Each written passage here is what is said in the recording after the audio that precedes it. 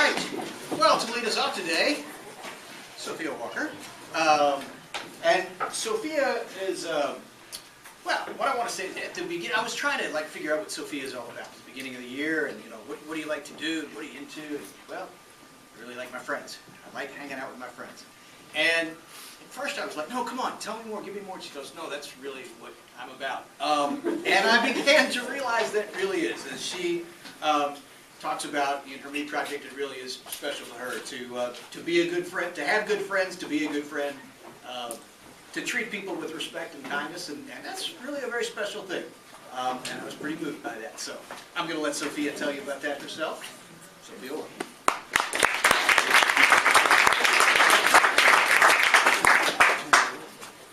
The future depends on what we do in the present, Gandhi.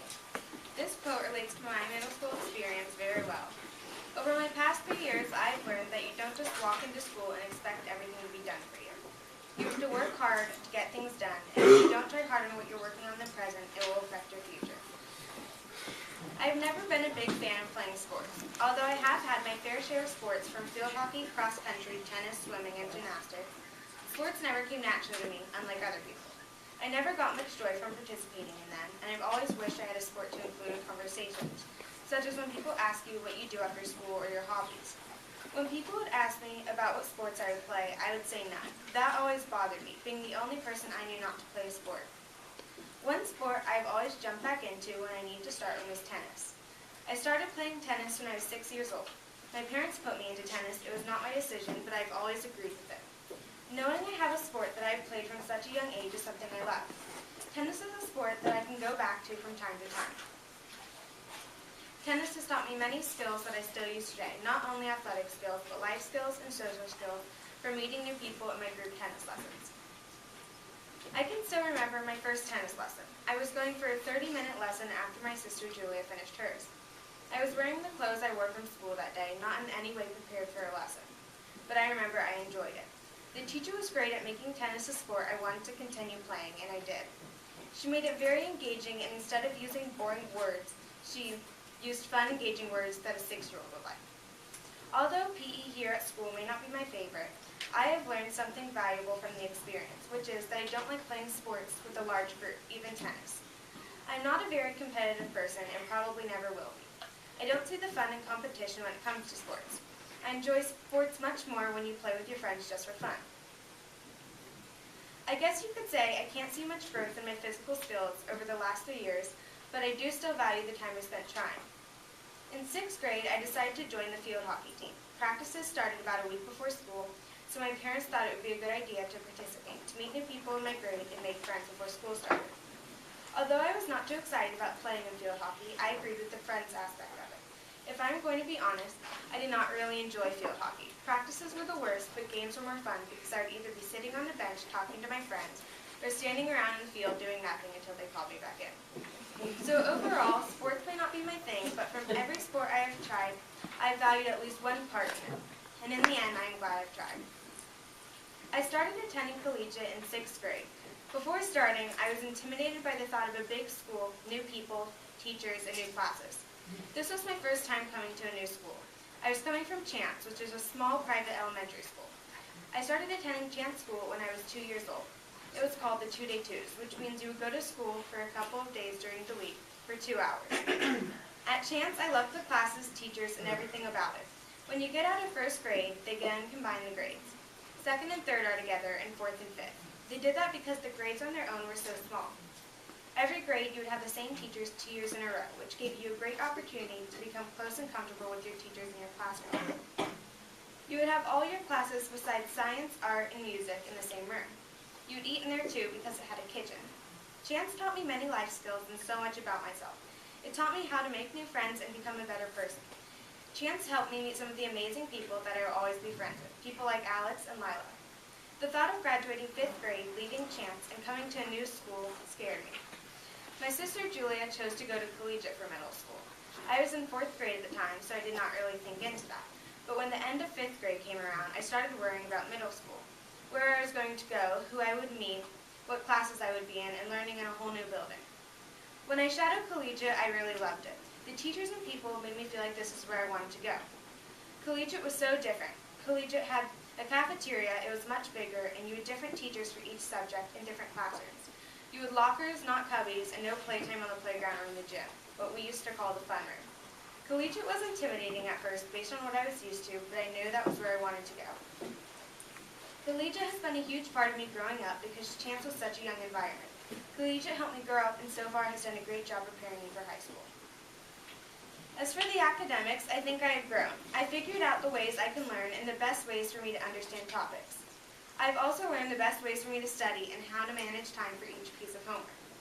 Ever since 6th grade, I have been a huge procrastinator, always putting off my homework until the last second or late the night before it was due.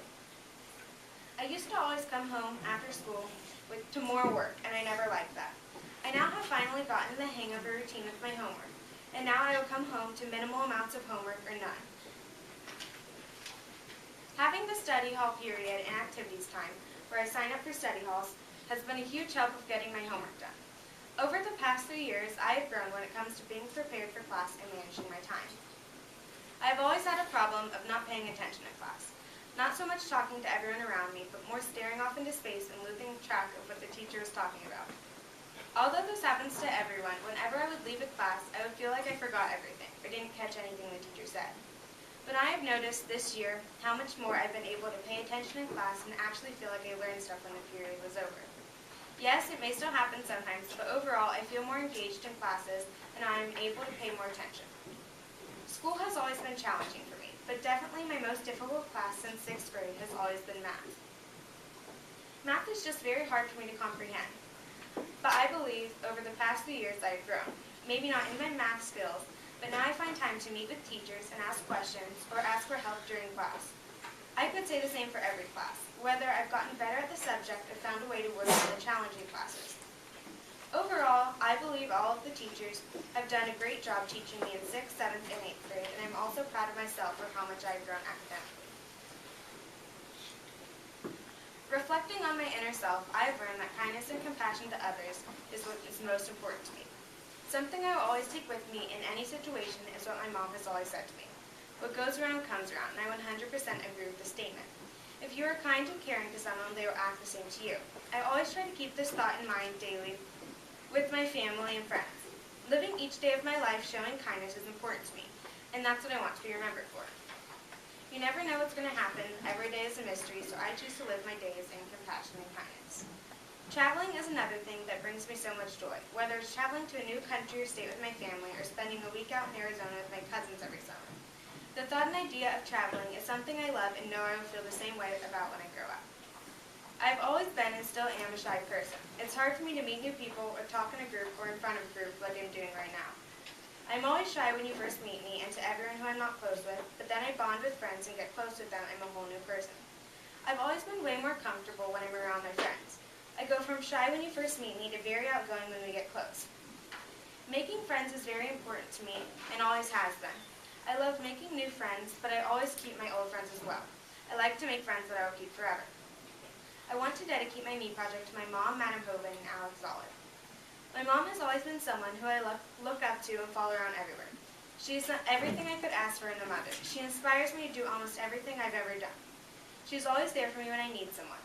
My mom deserves this dedication more than anyone because she takes care of me and my family and loves me so much. I'm the luckiest girl in the world to have her as a mom. My mom and I laugh constantly with each other and bring each other so much joy. My mom and I are so close that I talk to her and laugh with her like I would any of my friends. I'm so lucky to have such an amazing relationship with my mom. Thank you for everything you've done for me. When I was deciding which teacher to dedicate this to, I decided to think about which class I enjoyed the most, and it came down to French class. Not only because I love hanging out with Gillen in that class, Madam Homan is an amazing teacher. I may not be that close with any of my teachers throughout 6th, 7th, and 8th grade, but Madam Hoban has done an amazing job at teaching me French.